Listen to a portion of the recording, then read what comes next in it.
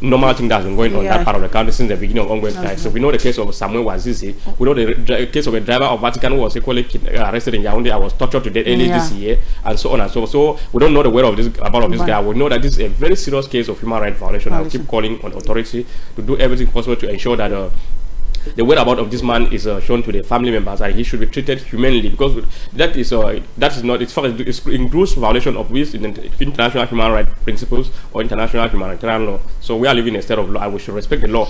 Even within the separatists, as they see the same thing. You know about the recent kidnapping all on the right and the left, and some of the serious things have been going on. You know, within last week, you saw what happened in Muyuka, where some unarmed civilians were burned alive, some other killed, and about 2 to 3 weeks before then, another similar scenario happened there when military allegedly burned even one guy at home. The guy was a sick patient, because it's alleged that the separatists killed 2 members of the Defense and Security Forces in the area. And they went on rampage. The military came and went on rampage. At the end, they burned houses and killed 2 unarmed civilians. So they are doing virtually the same thing, acting without taking precautionary measures, no respect of international principle of international humanitarian laws while carrying out the activities. They are supposed to respect the principle of proportionality and so on and so to ensure that whatever you are doing, the civilian casualties are limited. So these parties, they don't, to the best of my knowledge, they are not respecting it. That's the reason why we have more casualties on the ground. And just within this 3 days, we have already seen cases of military that have been killed. So one in the